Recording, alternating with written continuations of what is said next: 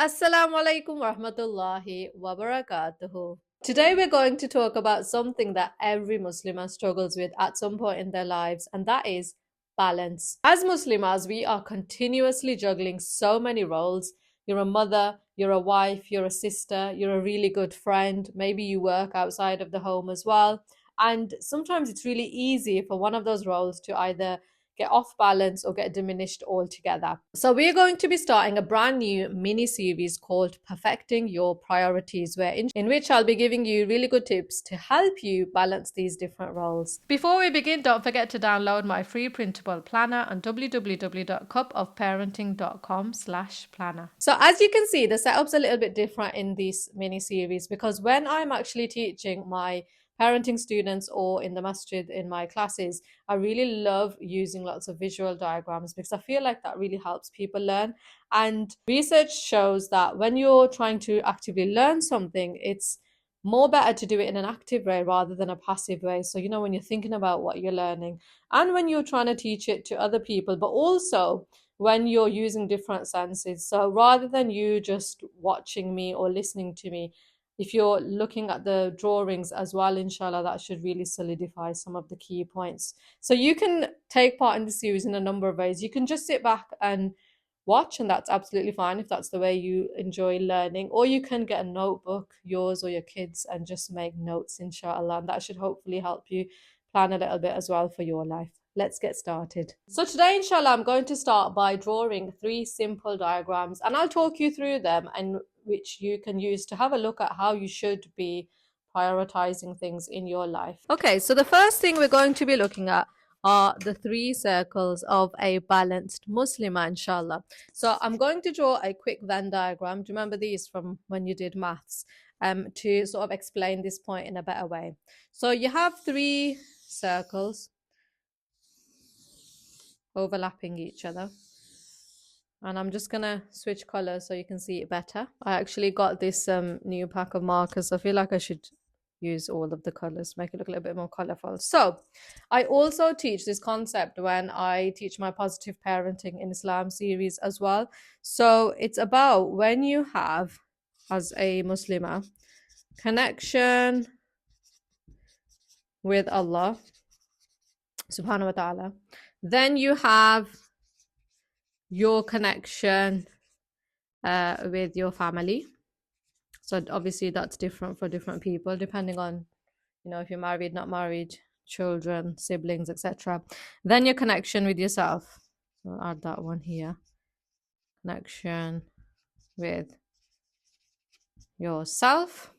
And then in the middle, you should be having, I'm actually going to change color to highlight this bit. Then in the middle where they all overlap, we've got this concept of balance, which then equals barakah. If and when, inshallah, we can balance all these 3 things. And now I'm going to go through each of the 3 circles to really explain what they mean. So let's start by thinking about the first circle, your connection with Allah subhanahu wa ta'ala.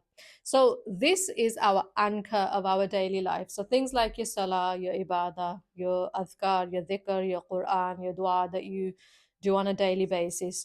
When this circle weakens for whatever reason, it has an impact on these 2 circles, a negative impact, because everything else suddenly feels like heavy or hard or difficult for you. And you might find yourself more impatient with your kids. You might find yourself disconnected with your own purpose because your heart's running on empty, because you're sort of neglecting this part of what you should be doing on a daily basis. So what is the one act of ibadah you yourselves use the most, like recharge? So maybe it's the hajj, maybe alhamdulillah, mashallah, you are somebody who observes the the qiyam, the night prayer, or maybe you are somebody who's got time and you offer adhkar after your salah, or you sit down and read Quran every single day at a certain part of the day, or you just go for a walk and you do your adhkar there, where you remember Allah subhanahu wa ta'ala, or whilst you're doing any of your other chores, you say, okay, I'm one of those people and I'm going to make sure, inshallah, that I add a few minutes in of my day every single day where I do adhkar. So you need to think yourself that if your connection with Allah subhanahu wa ta'ala is getting weak or is weak, then quickly do the one act that's easy for you. Obviously, as a Muslim, we have our obligatory, acts that we should be doing anyway, like the 5 salahs. We should be doing those anyway on a daily basis. But think of what else you could be doing. Or actually, if you are offering your salah every day and you still feel like my connection with Allah subhanahu wa ta'ala is weak, analyze the quality of your salah. And as Muslims, different people get different amounts of rewards for each salah, because it depends on how much you perfect it, how much of that connection you have with Allah subhanahu wa ta'ala, how much khushu there is and offering the salah. You're doing it slowly, you're doing it carefully, you're thinking about the different words that you're saying in your salah when you're saying your surahs, your surah al-Fatiha and your other surahs, and you're doing your prostration and you're doing your sujood, and you're asking Allah subhanahu wa ta'ala for whatever it is you've got issues with and you need help with. So when you feel your connection with Allah has been impacted or affected, then revisit and think about these, inshallah. And hopefully, if you can strengthen that, it will definitely have a positive impact on the other two things if we can keep them balanced. Now, let's think about the second circle, connection with your family. Okay, so you can think of this circle as your amana. So, your children, your spouse, your siblings, if you have responsibility towards them. And when we put our love and time and effort into this circle for the sake of Allah subhanahu wa ta'ala, because you want to fulfill your duties and you're thinking, I'm doing it as a Muslimah for the sake of Allah, then subhanAllah, it becomes an act of ibadah as well. We were talking about ibadah before.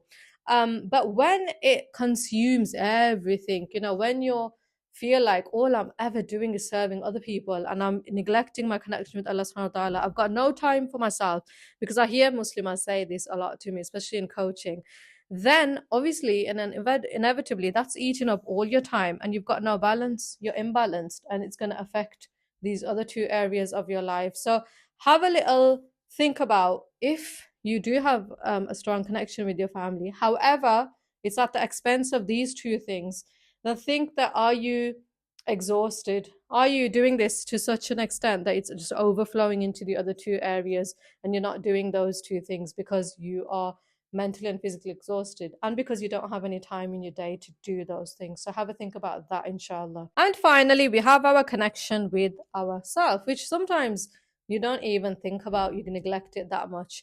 And this is really important because your body has a right over you according to the hadith. Your body is an amana.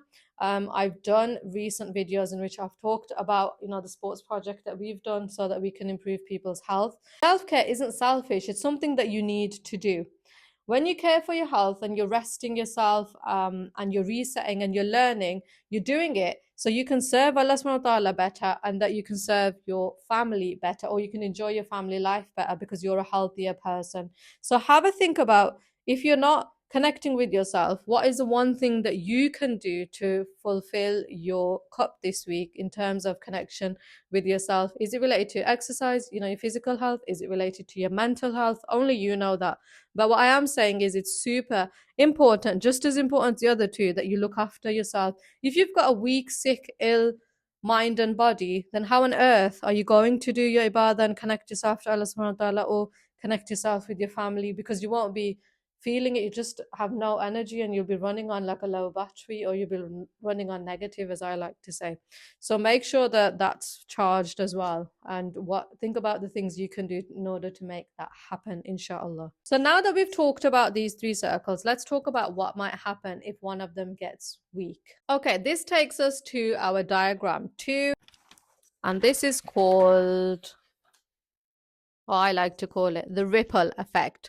Now, in the ripple effect, what you have is your heart and your iman in the middle. I'll do a little heart to demonstrate that. And then around it, you have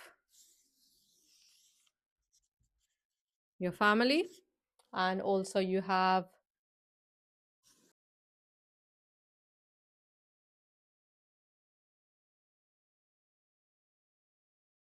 Okay, let's talk a little bit about the ripple effect. So you've got yourself in the middle with your heart and your iman, you've got your family, you've got your community and the environment. And everything begins with the heart.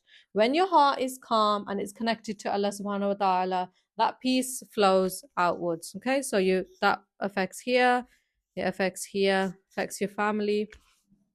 And your children and your home atmosphere, maybe even your work, or maybe even other people in the community that you meet.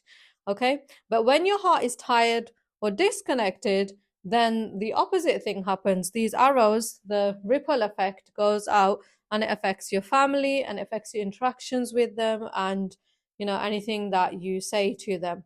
And this could manifest itself through frustration, through sadness, through shouting. Think about this for yourself. What kind of ripples have you been emitting today? And think, what energy are your children or your loved ones receiving from you today?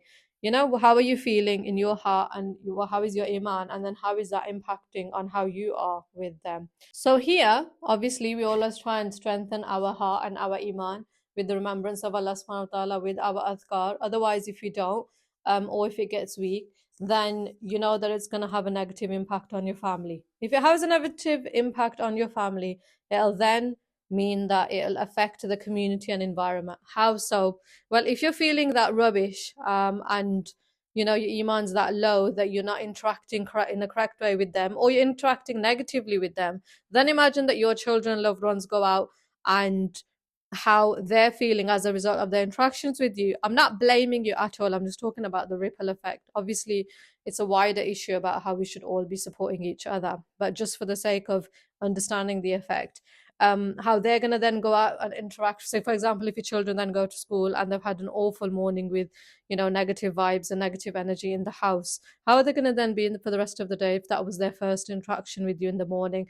And then imagine everybody did that. What kind of community would that create? What kind of environment would that create? If everyone goes around with this negative energy, subhanallah. So think about it in the bigger sense as well, and how we can have these ripples going out, but they're ripples of peace and positive energy, inshallah, because we have good iman. You've woken up, you've done your salah, you've done your adhkar, you've spoken to your family nicely, and all of you with each other. I'm talking about you yourselves because most of my audience are Muslims, but it doesn't mean it doesn't apply to other people.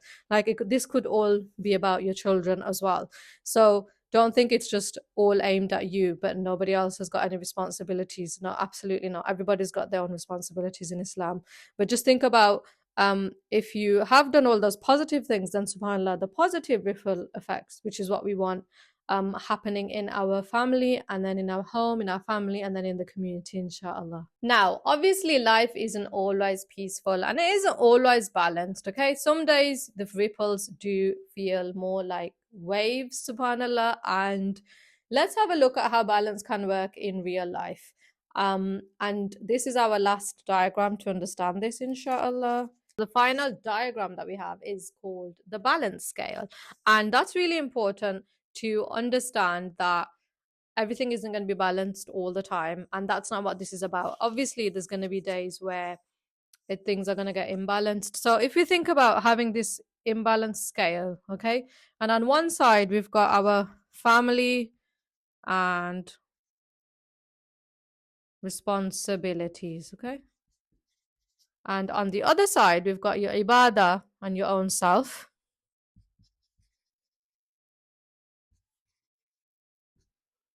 And sometimes one side might get heavy, like here, your ibadah and yourself are getting heavy, and then you're not giving that much time to your family or responsibility. The opposite can also happen. Maybe the family's taken up so much time that your time for ibadah or your concentration in ibadah has slipped. And a balanced Muslim is somebody who notices when this happens, okay? And your scale's tipping, you notice that it's tipping, and you gently starts adjusting it. But what is important is that you understand that and you do adjust it, and that you slowly start adjusting it when your scale starts tipping, rather than when you're completely burnt out. Remember the circle right at the beginning, because you haven't given any time to yourself, subhanallah. So have a think yourself, which side feels heavier for you right now. Is it your responsibilities? Is it your relationship with Allah and your relationship with yourself, subhanallah? And what you should be or could be doing is trying to realign those things, okay, with intention, and hoping and praying that inshallah everything will settle down again for you. And once it does settle down, that's where the barakah flows. If you go back to the original diagram, you want it so that first of all, you're giving a good amount of time to all of these things, and so that you've got that balance, because if you have that balance, you will have the barakah in your life, inshallah. So if you come back to our chart from the beginning, our first illustration, our first Venn diagram, once you've got those scales balanced, inshallah, and try and keep them balanced as much as you can, that will give you barakah in your life, so that then you can focus on all these three different connections equally, inshallah. So I hope this has been useful for you. I hope you've enjoyed this different style of video and different style of learning. If you enjoyed this episode, don't forget to join the next video, inshallah, where we'll be talking about the pyramid of priorities. Until next time, assalamu alaikum wa rahmatullahi wa barakatuhu.